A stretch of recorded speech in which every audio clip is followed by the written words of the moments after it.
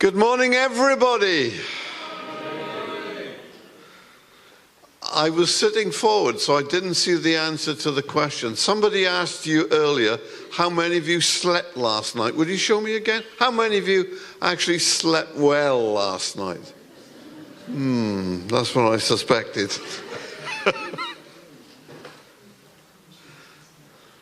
Was it raining when you arrived last night? Well, I wanted, on behalf of Jan and I, to welcome you to our homeland. And to say to you, do you realize if it didn't rain yesterday, that was a sheer miracle. We've got used over the years, every time we come over the bridge to come back here, then the rain begins. It's a nice place, isn't it? Hadn't heard of it before. I wanted to ask you to think about something as we get going.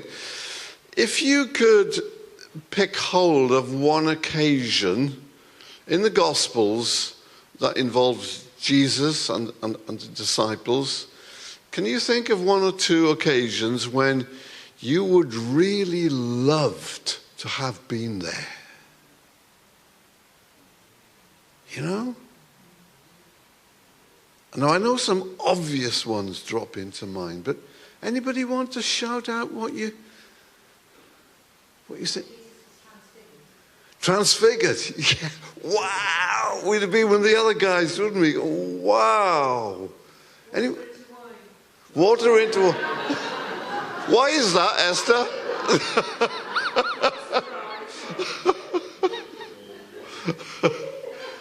Great. Anyone else?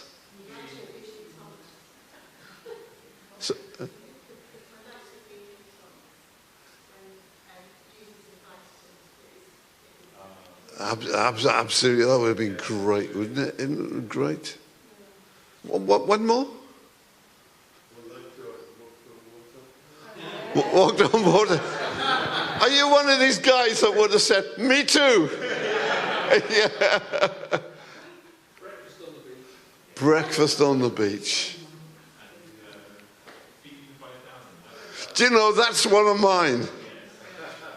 You know, at what point did it become clear that multiplication, I can't even say it, multiplication was taking place? You know, wow. Interesting that no one mentioned the resurrection morning.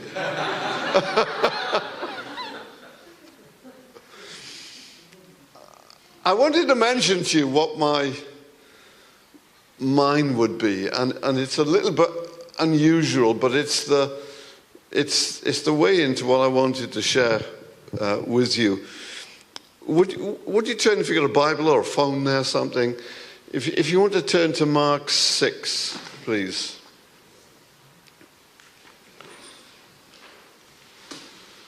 Just as a way of introduction, Mark 6.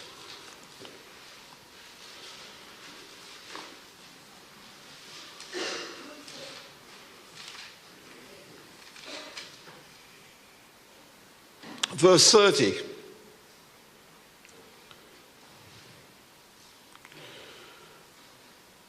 And it simply says, the apostles gathered around Jesus and reported to him all they had done and taught. Then, because so many people were coming and going that they did not even have a chance to eat, he said to them, come with me by yourselves to a quiet place and get some rest. It's just that being with him. You know? And when I read some of these scriptures, you know, they're so familiar, and sometimes we just treat them as links through passages. I can't rush past that. What was it like to go back to him and tell him what you'd done and what you taught? And I wonder what he'd have said. And then it just talks about, come with me by yourselves to a quiet place and get some rest. What was it like to rest in the presence of Jesus? Coming into this, what I think of is that I can think of some times in my life, particularly to do with ministry, when I've been with people, and what has struck me has not been the fact that they preached to me or gave me a lesson in something directly, but just being with people. And I'll mention a couple of them just now, so perhaps you can see what I'm getting at. And I've sort of caught something off them. The first one, I know it gives away my age, but the first one is a guy called Jim Graham. Used to be the pastor. He's gone to be with the Lord now. He used to be the pastor at Gold Hill Baptist Church. And I love Jim because he was a man who loved God, loved the scriptures, and totally open to what the Spirit of God wanted to do at any place and any time. And he came with his wife Anne some years ago, and he stayed with Jan and I for a couple of nights. And it was just awesome just to be with him. And it wasn't because we were pumping him with questions, well, a few, but just what oozed out of him, the wisdom that oozed out, and you think, wow, it's good to be with you, Jim. And just after that, I went to meet him a few times, and the same thing happened. Just being with him made a difference. Does that make sense? Perhaps you know people like that as well. And another guy entirely different is the leader of Hillsong Church, Brian Houston. And some years ago, Jan and I used to go up to Bradford and for conferences up there. And there was one conference, Brian was the main speaker. And I've always liked him and respected him, what he's done. But there was this one session when it wasn't a preach, there wasn't a subject or a topic. He just sort of sat in a chair on the stage, and it was an afternoon, so everybody was a bit dozy, so it wasn't too organized. And I can't remember whether we asked him a couple of questions, but he started just talking. And what comes out is how he believed God had spoken to him and dealt with him, God's nearness, the challenges. Both Jim and Brian, they talked about the challenges that they had faced and how God had seen them through. And suddenly, it's a bit like it had been with Jim in a different setting, but now with Brian on this stage in Bradford, you begin to realize this feels a bit like holy ground. Does that make sense? And it wasn't because I was taking notes. It wasn't recorded. It was just you felt you were there with him. And to be honest, there have been times in my friendship with Stuart when, we've got spending a little bit of time together. It has been good to be with him. And it wasn't because of the immense wisdom that poured from him. It was just good to be with him. Do you know what I mean?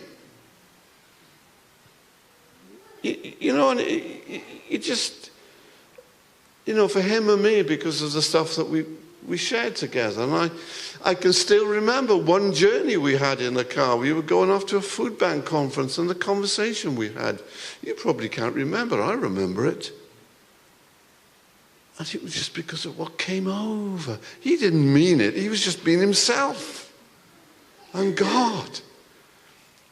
And that's my approach to why I would love to have hung out with Jesus. Why I just would have loved to rest it with him. I wonder what I would have been like, Jesus, we did this today, and would he say, did you think about that? How did it go? You know, just that whole sense. And of course, for the disciples, it had all started a bit previous to that. So now I want to go to the main passage. This is Mark 3. Mark 3, verse 13.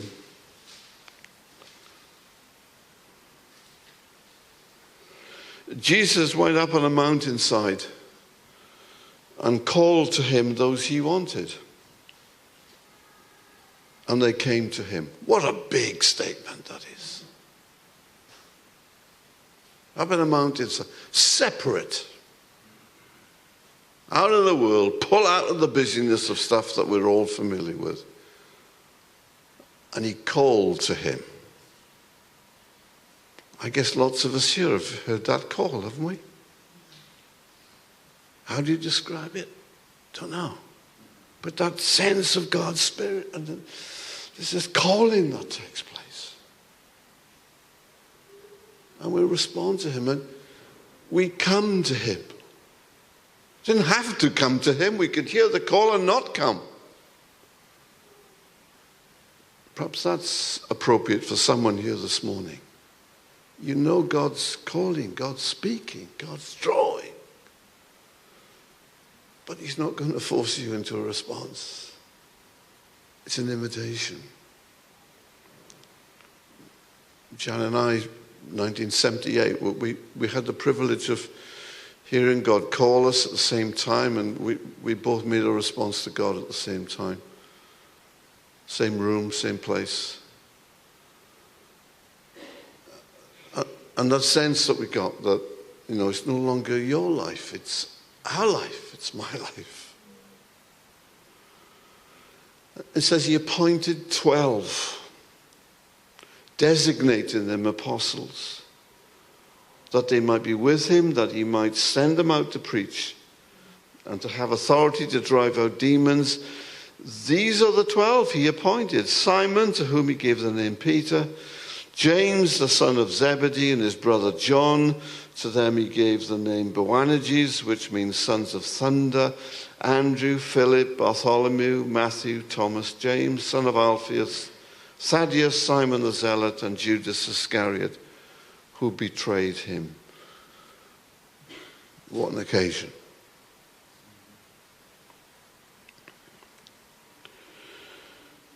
Now, we are people, and I know, because I've heard Stu, when he preached last year about, from Isaiah 58, about that sense of vision for the church that has to do with rebuilding, repairing and restoring. Be done with meticulous religious observance and social ruthlessness. God's looking for difference makers. Isaiah 61, those almost same words occur there, and this time it's in the context of the coming Messiah, suffering servant and yet anointed king. And that carries that same rebuilding, repairing, restoring of it. And then, of course, we know about Luke 4, where Jesus in the synagogue takes the scripture that's given him and he reads it, and there's that passage, that glorious passage, the Spirit of the Sovereign Lord is on me because he has anointed me to preach good news to the poor. And it goes on. It's just all about repairing, rebuilding, restoring. And of course, for Jesus, this was not just words. It wasn't just talk. It wasn't just preachy.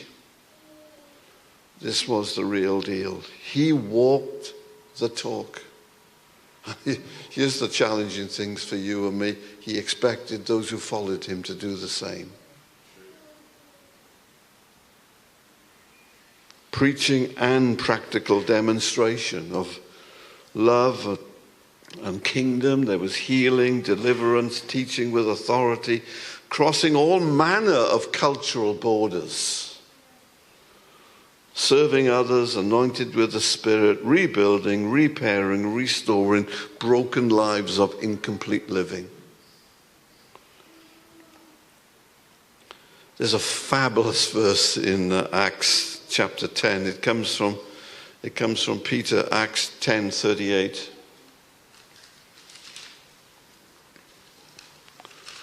This is important because it's Peter who says it.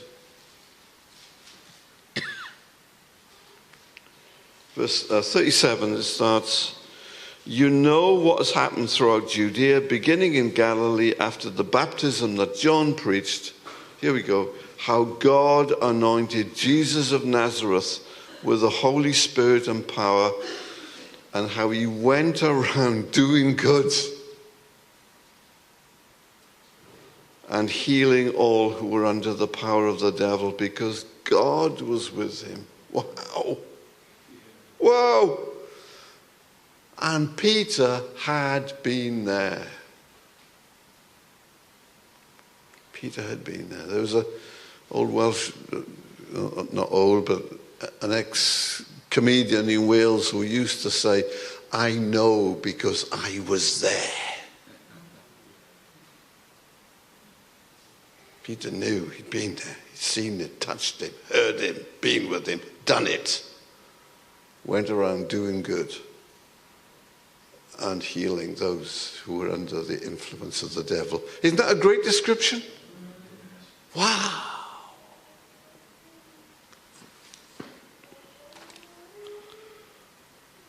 So what I wanted just to pull out of those verses about the call was three headings, really, and I think they're all there in Scripture. The first one, Jesus' call to the disciples was to be with him. First thing, he says he called them to be with him. What do you think of when you think of being with him? For me, these are the sorts of dimensions it throws up. Friendship with him, partnership with him, lordship, because he's the one we're following, isn't it? And family, at least those, and maybe many others. His presence in us and with us. You know, one of my personal convictions, you know, in my role and in my life really, is that we as believers, we don't really make enough of the fact that the Holy Spirit indwells us.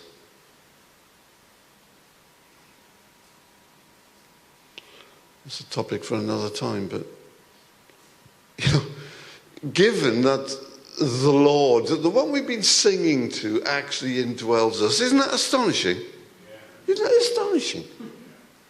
You know, and we rumble about as if it's a small thing, it doesn't really matter. One of my heroes, and I expect like lots of you, is the Apostle Paul. I love the fact that he can, you know, he can link the Old Testament, the Old Covenant and the New Covenant, and the bright guy he is. I don't always understand him, but I absolutely love his commitment to the awesome presence of God. Christ in us, the hope of glory. Wow. And there's loads and loads of places in which for him it's not just the message, it's the indwelling. That's the big deal.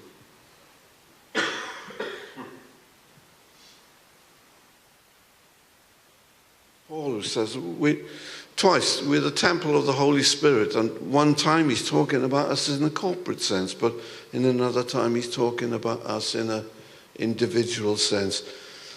Shouldn't we make more of that than we do? I'm going to move on, but you know, this is God in us. I love that more. I wish I'd been there. But when Jesus breathed on the disciples, what did it feel like? You know, some commentators said, oh, well, that was just figurative. I don't know, Jesus did figurative.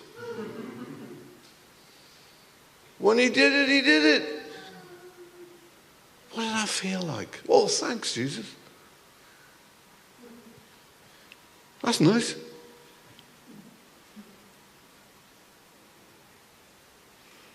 Day by day, moment by moment, he's with us and in us. We can speak to him. Don't you just love this about being with him? You can talk to him anywhere. It's best you don't shut your eyes everywhere, but you can talk to him anywhere. Anywhere, anytime. And you can listen to him anywhere. How good is that? What are you saying to hear, Lord? Lord, I want to hear from you. Somehow, some of us, and me included, we need to sort of loosen up to the fact that this God is communicating. When does God speak? All the time. Not when he's in a good mood. He's always in a good mood. All the time. With him. Hanging out with him.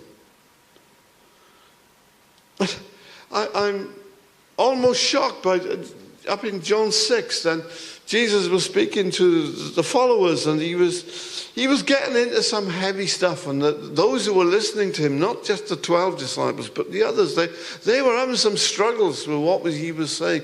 And he says to them, you know, some of them started to go, and he says to the 12, he says, do you want to go as well? Whoa. And Peter says, well, to whom will we go? You have the words of eternal life. You know, and I think, you know, sometimes, perhaps especially on occasions like this, you know, when you pull together, try and stay awake and all of that stuff. But it's a good occasion to say, to confirm, I'm not going anywhere. I'm following you. I'm with you. Does that make sense? To come as the people of God and say, you called us, you know, Jesus, you called us to be with you, and I am with you. I want you to know I'm with you. As Stuart said, even when it's not a feeling, it's a decision that we make. I am with him, and I'm not going anywhere. That's all I wanted to say about being with him, because I'm headed towards the third one, really. The first one, just to remind you this morning that we are called to be with him. Before anything else, before church, before what we do or anything else, a call with him. He called who he wanted. He wanted you. He wanted me. At the time, I had no idea why. And I thought he was taking a chance, and he has been. But he wanted you. Your name comes on the invite. And they came. And they were with him. With all the implications of that. Second with that I want just to mention to you is that what he wanted of them was to be with his purpose. To share in him with what he was calling them for. Because he gave them, you know, the call was not just to spend some time with him, but all time with him. And actually he said to them, he expected them to go on out and do some stuff, didn't he? You know, and it becomes clear in the different versions of the call of the disciples that, you know, it was to involve preaching, it was to involve sharing the gospel, and astonishingly, it was to continue what he did, which was about healing and deliverance. Now, I know the church at large, just my word, have we wrestled with this. But we are supposed to make a difference because he's with us, aren't we? I don't know all the answers. But I do know what I think we're supposed to do. We're supposed to make a difference. That's what he called them to do. Seek and save the lost, servant of all. Jesus said, as the Father has sent me, so I send you. Do you really mean that, Jesus? Yes, I do. And I'm with you. Rebuild, repair, restore. You see, this slips in all over the place. But I just absolutely love the thought of reporting back to him and just being with him and hearing what he says, gathering with him. I think there's a bit about it that's really challenging because I'm not quite sure what he's going to say. But haven't you found, like I found, that when we actually make ourselves available to him, when we listen to him, you never know what he's going to say, do you? And that's exciting. We're not called to mediocre, we're called to exciting and challenging. Because we're with him. But I want to go now with the third with. Because it lists all these jolly disciples, doesn't it? We're called to be with others. You're the others this morning. With others. Now, what a bunch they were. Weren't they? There's a few sort of nicknames knocking around there. There's more in other places, you know. Simon becomes the rock. James and John, sons of... That's a great name to be known by, isn't it? I'm a son of thunder. You know, when you look back, well, why is that? Well, he wanted to blast the Samaritans. Praise God. You know, I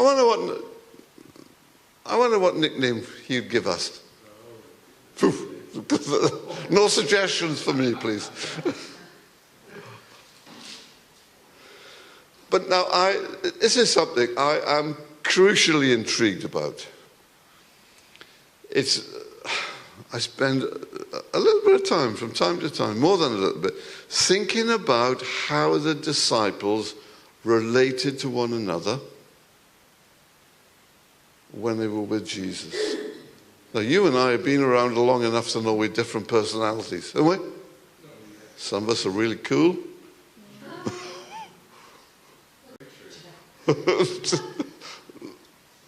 Like my brother Derek at the front. But we're different, aren't we? And that difference can be a real pain in the neck sometimes, can't it? Don't we irritate one another? Now, no. I've already heard you two talking this morning about who was snoring and not snoring.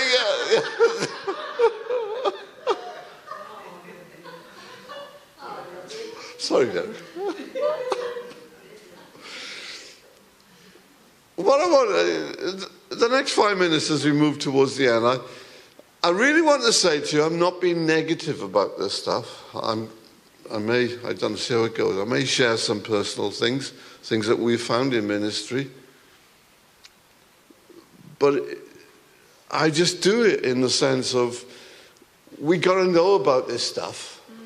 Otherwise we get snared and snagged. Is that okay? That's where I'm coming. It isn't about being negative at all. So we call to be with him. We call to be with his purpose. Big implications. And as you work out that in the life of the church, that'll be really interesting. The rebuilding, repairing, restoring. See where that goes. But you're called to do it together. And that's exciting. But we're a funny bunch of people, aren't we? I wonder, you know, given the personality differences, given that they'll have different views and everything else about everything, I found people in church, you never know what they're going to say. Now, I come from a Baptist church background. You know, with church meetings and decisions like that, man, I can tell you, you never know what they're going to say. I've been asked to leave the meeting while they talk about me. That's a joy. Praise God. You know, are they going to give you a rise this year or what? You know? Are they happy about your emphasis about the Holy Spirit and we should be praying for healing? Been there, done it, got the t-shirts. It's a funny thing because you never know what's going to happen. But how did these disciples cope? What did they say to one another? What did they say to Jesus? What did he say to them? He knew what they were talking about and arguing about. How did all that go?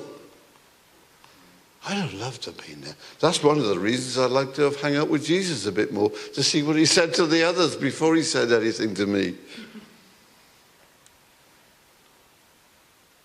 I put a list here. This is I found this in the New Living Translation, the Life Application Bible. This is some description of some of the disciples, and it's the NLT, whoever compiled the list, how they talk about different disciples.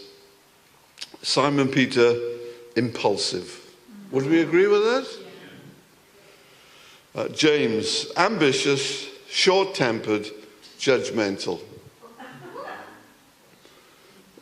John, this is the John who was later to go on and write the gospel, ambitious, judgmental, but later very loving. Yeah? Apparently it's recorded that towards the end of John's life, he used to just wander around and his preach was, God loves you. That's a long way from being the son of thunder. That's a measure of how God can be at work in us. Andrew the fisherman, he comes off well, eager to bring others to Jesus. Philip, questioning attitude. Nathaniel, honest and straightforward man. Matthew, despised outcast because of his dishonest career, tax collector. Thomas, courage and doubt. James and Thaddeus, unknown. Anybody got an unknown? Simon the Zealot, fierce patriotism. And Judas Iscariot, treacherous and greedy. But that sort of gives you a hint of what we know, doesn't it? About them. So how did they cope with this being with him, doing what he went, responding to, go and do likewise?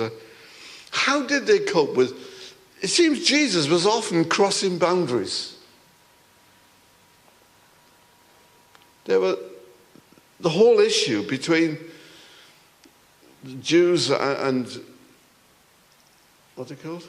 Samaritans. He wasn't necessarily all that bothered, was he? In the sense that he went to both. You know, and I can sometimes, if I'm really honest, I can sometimes find his inclusiveness a bit challenging. Because it's easy to have a view on someone, isn't it? But I wonder how the disciples, I wonder how that went down in the team meeting. You know, did anybody say, Jesus, you must be joking? And I wonder what he said. Listen, they must have had these sort of conversations, mustn't they? You know, we sort of airbrush it. Sometimes, you know, they only talked about, hairy-fairy things. But they must have had real blood and guts discussions about these sorts of things. And I'd have loved to have been there to know what was said and what Jesus was saying to them. What about, the place of children, the place of women? These were real issues in the culture at the time. And Jesus was blowing them away. He took the children and blessed them. They said, keep the children away. They're a pain in the neck. How did that go down? I had this thought this morning about how, it seems from what Paul says that Peter, at least, and a number of the other disciples were married. I'd have loved to have been there in the discussion of the disciples saying to one another in front of Jesus, well, how do you balance your time with the family and the ministry? Is it impossible to say that didn't, it's impossible to say that didn't happen? You know? I'd have to have been there. You know, the place of women, that was the issue of the woman of Samaria, John 4. You know, what are you doing talking to a woman? Did anybody pick that up in the team meeting? You know, when Jesus said, you've heard it said, but I say to you, what? I'm used to this. I'm comfortable with what I believe in. Jesus said, get rid of it. I'm telling you something else. Do you understand what I'm saying? What was those team meetings like? What was it like to hang out with him and talk about these things? I know we don't know, but I can at least ask the question. You know, particularly because, you know, some of them, you know, how often was there someone saying, who's the greatest? You know, even the mother turns up and says, give my boys the best place. How many of our mothers would do that? No doubt at all, I can put my hand up. Can I, Jan? I can put my hand up. Come on, anybody else got mothers like that? Come on, be honest. Well, the rest of you are missing out. You know? How did the other disciples respond to that? Did they go back to the next time they gathered with Jesus and say, oh, that was nice? It's more like, your mother's got a nerve, you've got a nerve. Who's the greatest in the kingdom of God? And that's why Jesus said, you've got to be a servant of all. How did they respond to that? How did they do that? Do you know what I'm saying? I'm just fascinated by that. Because we need to think and laugh and be serious about this stuff as we go along, because we're called to be with one another. And this stuff happens. What else have I jotted down? Disappointment with other people. I've been doing church work since 1982. So I've been around a bit. I've been in 4 churches in the UK, and because of our connections with Sri Lanka, I've been close enough to a church in Sri Lanka to know what happens there. And it's no different to here, totally different cultural setting, way different, but the same when it comes to people. I've seen them fall out, I've seen them want to be the greatest, all the stuff that we might reflect on, I've seen there. It's no different. So this is just a part of disappointments, hurts, opinions, likes and dislikes, past experiences, ambition. People have got different agendas, unforgiveness. It can't be for nothing that it's Peter who says to Jesus, how many times do I forgive? You ever asked that? I have. 70 times 7. Well, I bet at least what Peter partly had in mind. Can I be facetious? It mentions that he had a mother-in-law. Maybe he needed to forgive her. Sorry, John. But, you know, it's a real question. How many times, Jesus, do we forgive you? Maybe it was because in the middle of this ragtag bunch, he was finding he needed to forgive the others. I don't know. But maybe. You know, it was a real issue.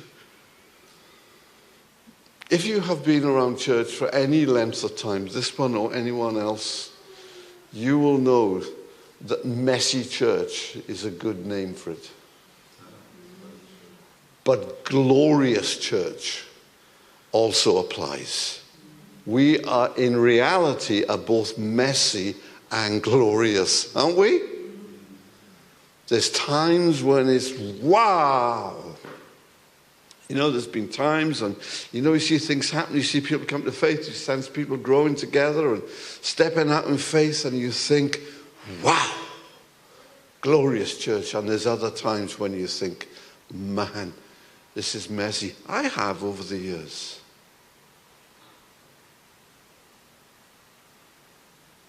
You know?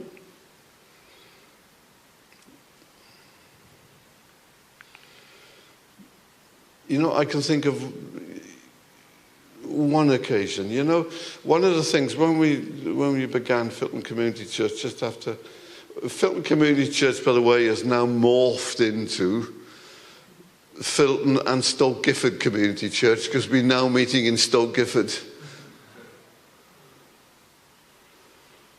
But I remember when we began, and part of what was on our hearts was that we wouldn't duck away from the challenge to pray for healing for people.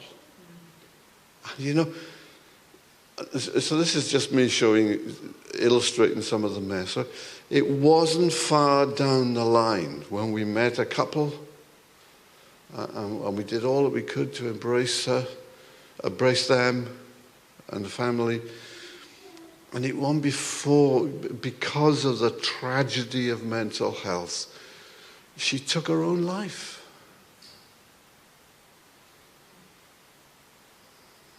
Man, that was messy. So here we are, new kids on the block, new off the block. And I can remember we met in someone's house that night, and it just felt like a critical moment for us. Either we gave up then and there,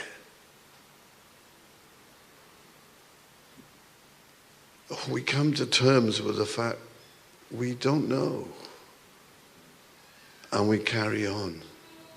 Thank God we carried on. But you understand what I mean, that it was messy. And over the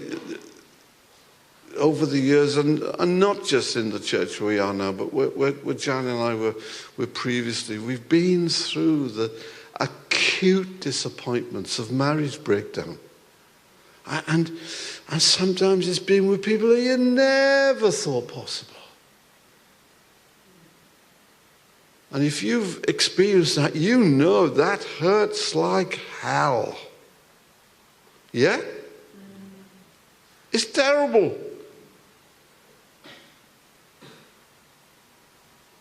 But it's to do with this thing that we're in life, and in life we've got challenges and things break down, and how do you love everybody in that context? And what I found is that there were different views about it. So the ripple effect went around everyone. It's happened a few times. And there's the agony of that, which is why I would have liked to be hanging out with Jesus and say, well, what do you make of that? And I think we did the best that we could. And, I've learned and accepted, I think I said to Sarah before, on the older I've got, the more I've discovered all the things I was so sure about, I'm not any longer. I tell you what, I've been released into saying, I don't know. Why does this stuff happen? I don't know. Why, the disappointment of praying your socks off for someone who's really sick and it doesn't work, they pass away. Why? I don't know. Do I stop? No. Do you know what I mean? Are you with me? And I used to buy all the books, 10 steps to guarantee healing, 15 steps to know the presence of God, 26 steps to know how God's promises work out in your life. I was down Wesley Owen looking along that section of life for little help. Because sometimes the answer is, I'm just with him. Sometimes always the answer is, I'm sharing in his purposes.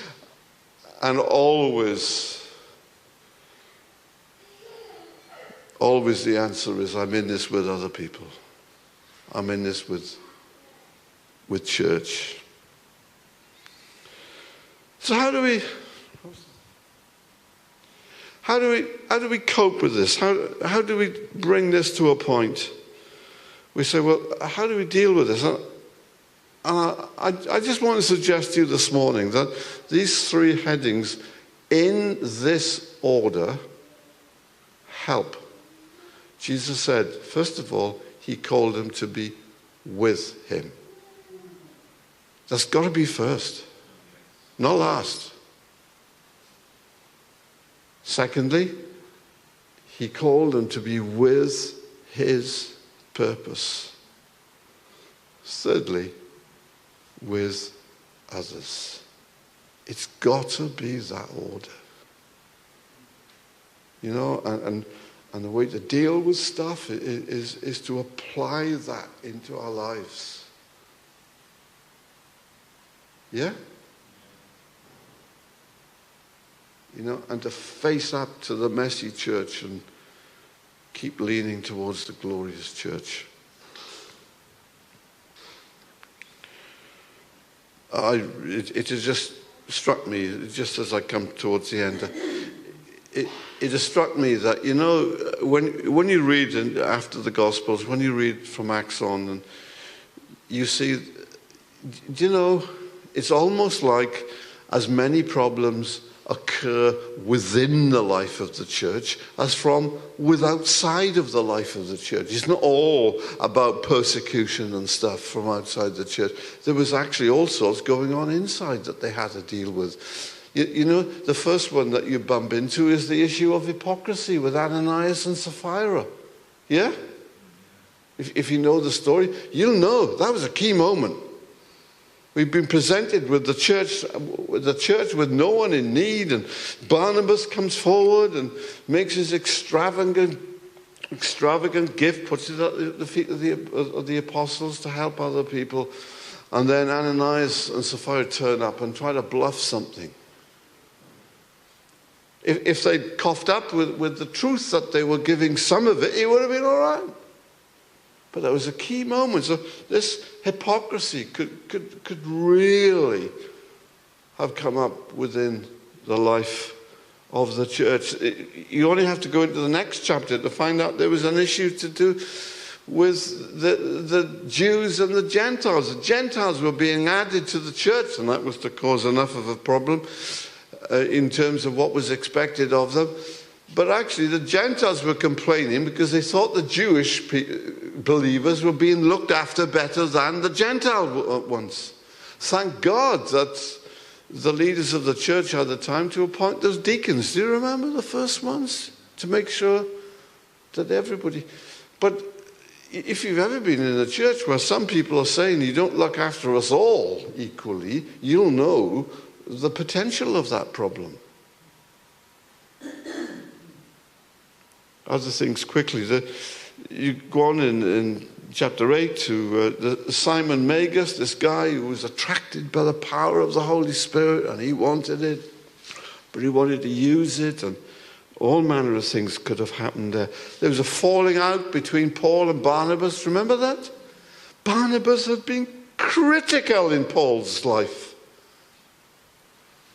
getting Paul accepted by everybody else, and going and bringing Paul to Antioch and releasing him into ministry.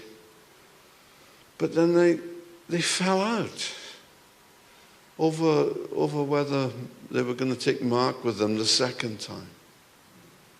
You know, and you can see these. Thank God it's not a perfect church in the scriptures. Do you understand what I mean by that? I'd be most discouraged if these things were not happening. That's the honest truth. There was another falling out when Paul had to call out Peter and Barnabas and others over whether they ate with the Jews or the Gentiles. Remember that one? Man, that could have been difficult. There was Paul writing to the Philippians talks about this couple. They'd been part of the team with Clement. Two ladies, Euodia and Syntyche, if that's the right way to pronounce it. But they fall out. And Paul is in bewilderment because he said, you've been my loyal companions. We've worked together, but for God's sake, agree with one another now. We've seen stuff like that happen, haven't we? Anyone? Am I the only one? And then the last thing to mention is just in John, right at the end of John's Gospel, we get dear old Peter. It looks like he's been reaffirmed, but John is in the background. You know what I'm going to say. So Peter hears Jesus tell him the same words as he did at the beginning when he'd been called, follow me. Follow me at the beginning, follow me 3 years later. And dear old Peter turns around and says, well, what about Steve? What about him? Can we all do that sometimes? Yeah, and Jesus said, I'm sure they didn't have these colloquial sayings, but I imagine Jesus saying, flippin' heck, Peter. What's that got to do with you? You must follow me. So all this time down the line, and Peter is still, and let's be truthful, guys, we've all got that potential. We've all got that potential. And yet, when you think about these disciples, we're all here this morning because of them, aren't we? Yeah? I know Jesus called them Pentecost Spirit, but we're here because of that. The crazy mixed up bunch, whatever. And so didn't that give us an encouragement about our effect as we continue to build church here? Doesn't it? We're not all perfect. Only Derek and me.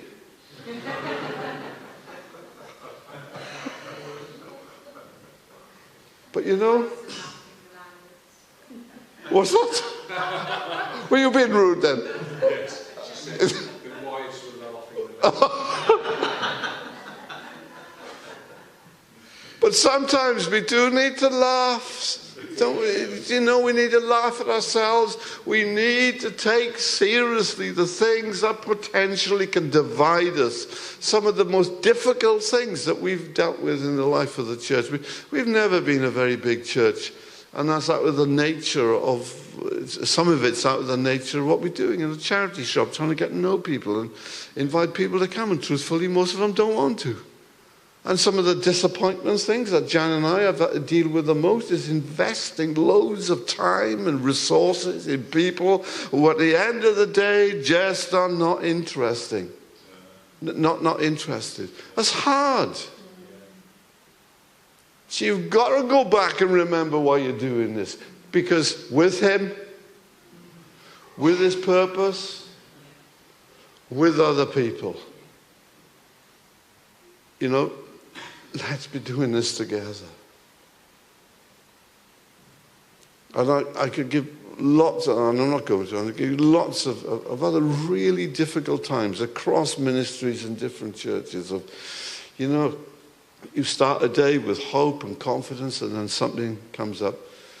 One incident I will really quickly mention is that getting the phone call that says someone's father has just been killed on a motorway, and you being the one to have to go and do it. Now that, to tell the family, that wasn't only hard for me, it hits the church like a tsunami. Do you know what I mean? We got to be up for this in this world. Jesus said, you will have trouble. We got to be able to do this by being with him, with his purpose, and with one another, haven't we?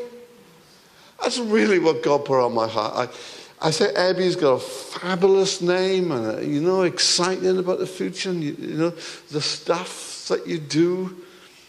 But sometimes, we've got an enemy, and where he presses in, out of my experiences, and I'm not speaking with any knowledge of you, out of my experiences, he tries to stump relationships. And he can be a bit of a master at it. In our church, I don't know about your church, in our little church, we have no experts. You know, we try and understand Scripture and apply them and be open to the Spirit of God, do what He wants us to do. But there's times when we have to say, I don't know why that happened, but I'm going to press on. So how should we wind this up? Can I ask you this morning? Let's go for it. With Him. Can we reaffirm this morning? I'm with Him. Do you want to leave me? No. Who would I go to? You have the words of eternal life. What I know about you, I know there's more to know. What I know about you, I am not leaving behind. I'm with you. You put that stake in the ground this morning. We can do that this morning. And as Stu said, as I mentioned, it's not necessarily an emotional thing. It's a decision thing. I am following Him. You know, and that second one about His purposes. I know this comes loaded with challenges. You know, I know this comes, you know, it's about sharing the gospel. And I'm one of these. I'm not brilliant in picking up gospel conversations with people who are not interested. I don't, you know, and some people are much better than me. But I'll do what I can and carry on. Does that make sense? You know, in the context that together we can do this stuff. You know, warts and all. We can do this stuff. And then it's His purposes that we want to see fulfilled.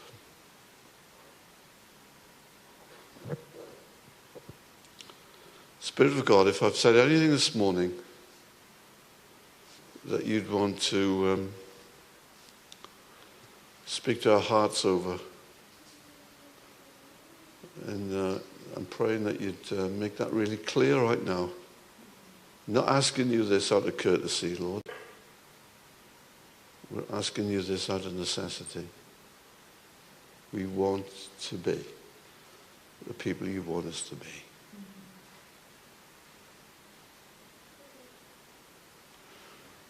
And Father, as we just give a little time for this, would you please make anything clear to us about with Him, with your purpose, with others? The way to disable the bad effect of the others stuff is to choose to forgive. Choose to forgive. Don't drink poison thinking it kills the other person or whatever. It doesn't. It kills you. So whatever's appropriate in that setting for you guys this morning, just take a few moments and say, Lord, thank you. I want to be part of what you're doing in this church. With you, with others, and for your purposes.